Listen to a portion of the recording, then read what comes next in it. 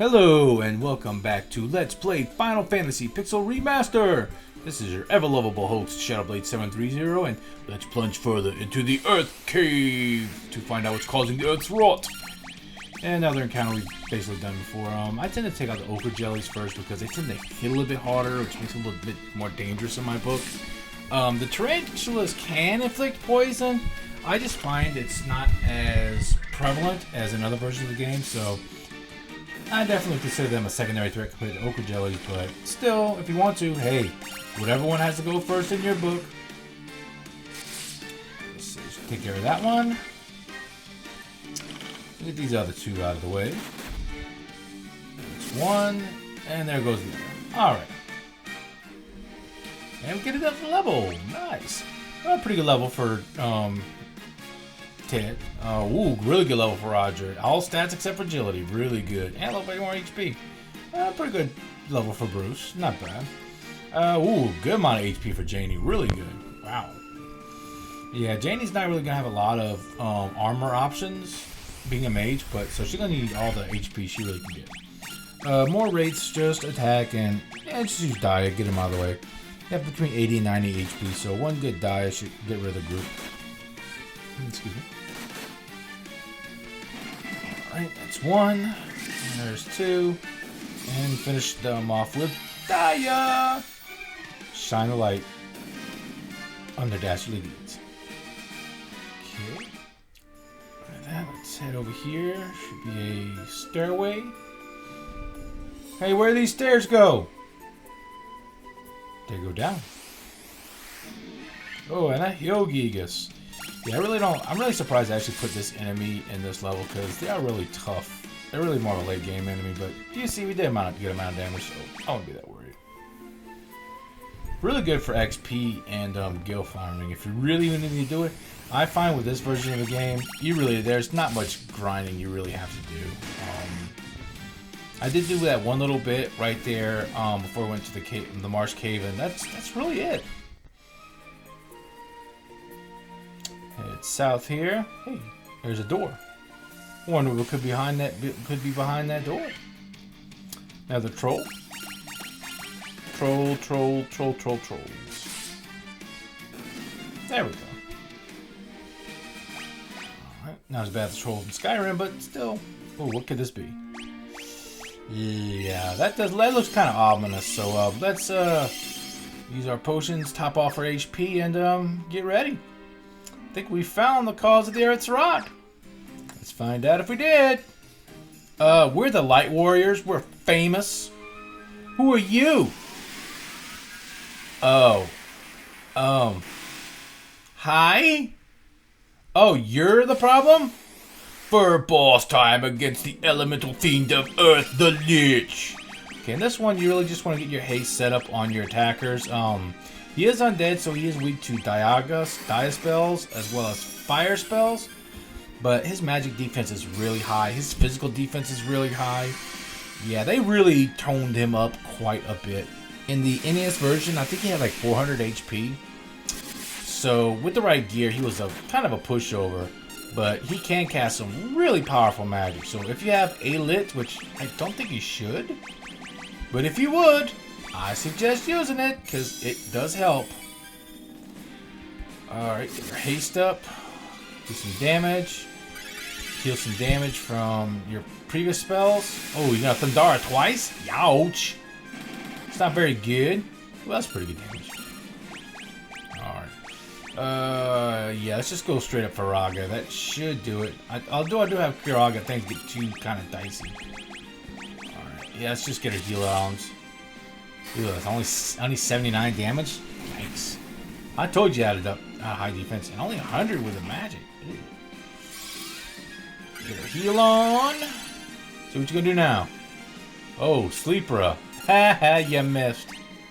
Yeah, let's get back on our Firaga. I want to keep my heal spells because he could be really dastardly. Let's just Diara, get a little bit more damage on him. Ooh, 150, that's pretty good. And some Firaga. Should be around 100 or so, 112, not bad. Ooh, 167, and we got him! Farewell, Fiend of Earth. For we, the Lightwearers, have prevailed and saved the element of Earth and ceased its horrifying rot. Wow, that sounded epic. Yep. I'm going to show our little crystal we have. Hey, man. Start. Control, Alt, Delete.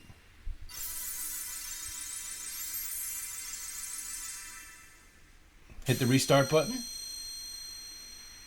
Reboot the system. And now the element of Earth has been restored. And we get a little achievement. Not bad. I really need to see what kind of achievements there are in this game. I don't want to 100% it, but it'd be nice to know. Just kind of hang my head a little bit higher, I guess. Let's head back to the town of Melmond and see how appreciative they are for us rescuing their town. And actually avenging them since we beat the crap out of the vampire that came up and basically destroyed the town. But we did that earlier. We actually saved the element of Earth. It's going to stop rotting. That means their crops are going to, well, it looks just as bad as it did before it. Maybe it'll just take a little time. Give it 20 or 30 years. Maybe things will get back better, back to where they used to be. Wow, these are not even nearly as hard as they were. I remember when I was fighting these same kind of setups at like level 5 or 6.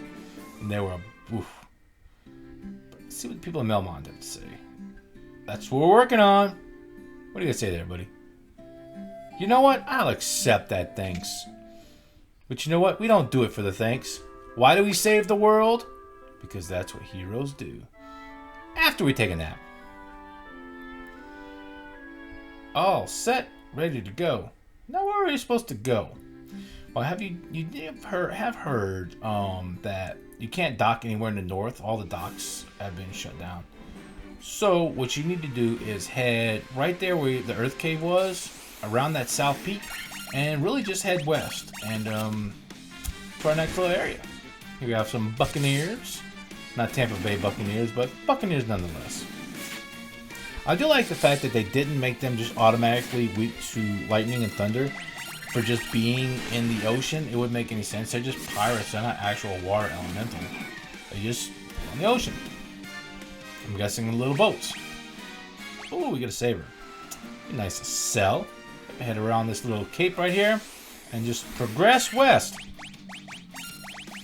You know, I used to hate this setup when I was a kid playing this game. Oh, those big eyes were just terrifying because you knew they were going to paralyze at least one or two characters and just diminish your offensive output by half and just, hated them. Now, not so much.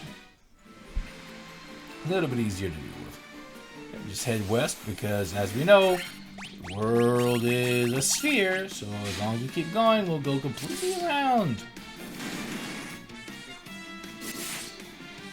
Alright, got him. Alright, progress a little more. See what we got here. Ugh. Oh, two sharks. Alright,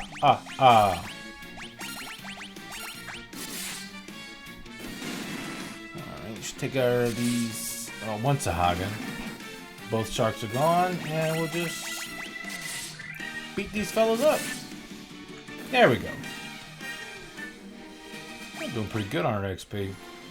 I get another level next video. Ugh. No, I want to be a little closer because I need access to that ship. Yeah, see, there's a nice little crescent there. Wonder what they're gonna name the town. Since it's next to a huge lake that's shaped like a crescent. But here we take care of these anacondas, not a problem.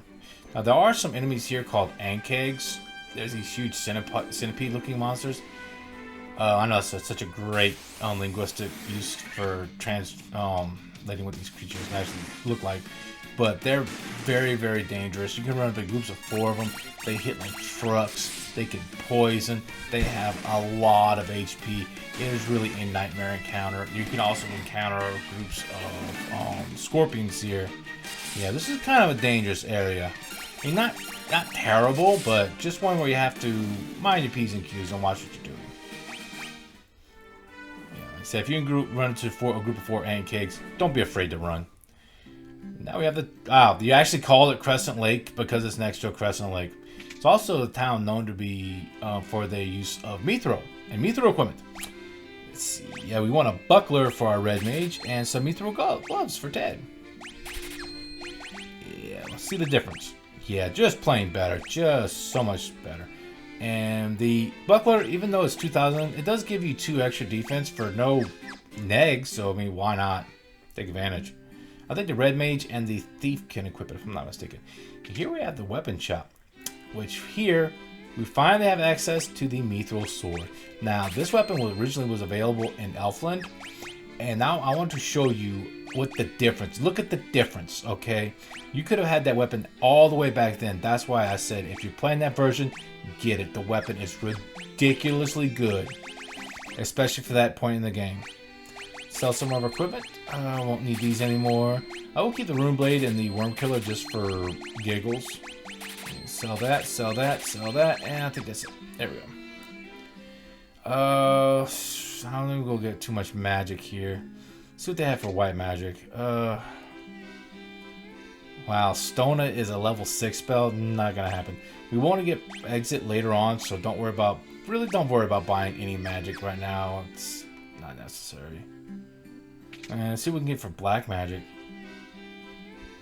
Yeah, this is whenever it sucks having a red mage because he won't be able to cast any of this for a little while.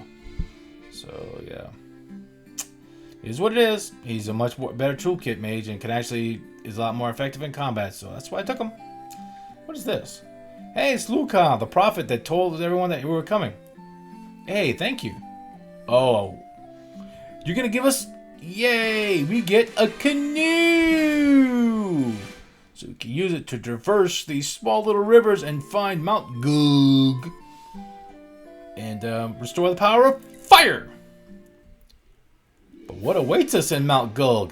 Can we make it to the depths and find the Fiend of Fire? Find out next time. Let's play Final Fantasy IV. Final Fantasy. This is your lovable host, Shadowblade730. See you guys, girls, and folks, next adventure.